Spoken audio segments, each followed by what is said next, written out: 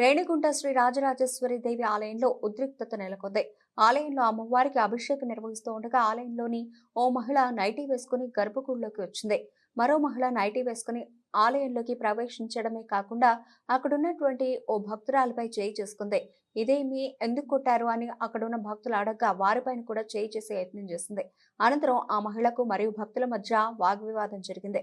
నాన్నగారు మా ఆశ్రమం నాన్నగారు మేము మా ఆశ్రమంతో ఇది వాళ్ళు భక్తులుగా వచ్చారు. ఆలయంలో నాన్నగారు భక్తులుగా ఉన్నారు కాబట్టి అలా ఉన్నారండి. అంటే మీ ఫాదర్ గారు ఫోన్లో మాట్లాడినప్పుడు వాళ్ళు మేము పోరాట ఇచ్చామంటే ఎప్పుడు చెప్పు వాళ్ళకి ఎవరికి సంబంధం లేదు అన్నట్టు ఫోన్లో మాట్లాడారు. లేదండి, అది అసలు ఆరోపణలు లేదు. నిజమైతే రమ్మని చెప్పండి మాట. వాళ్ళు అలా చెప్పుకుంటున్నారు, ఇది మాది మాది అని చెప్పుకుంటున్నారు.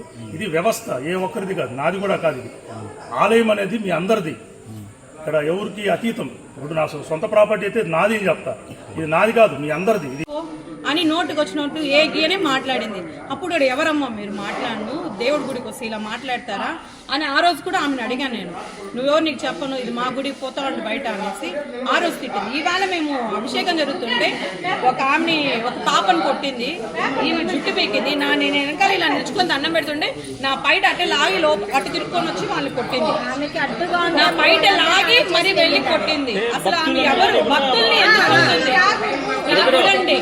గుడి అంటే వాళ్ళ గుడి అయితే కూడా వాళ్ళ వరకే గుడి కట్టించుకోమని ఎక్కడైనా పోయి ఒక గుడి అన్నప్పుడు ఒక దేవాలయం అంటే అందరూ వస్తారు. ముందు అమ్మవారి మీద దండం పెట్టుకోను రాను, వాళ్ళెవరు చెప్పడానికి రావద్దనే. అట్టేటప్పుడు నీకు గుడి అయితే నీ ఇంట్లో కట్టుకో, ఎందుకంటే రావద్దని కనుక అయినా ఒక లేడీ అయినా ఆమె అసలు బుద్ధి ఉందా? నైటీలో గుడిలోకి వస్తారు ఎవరైనా?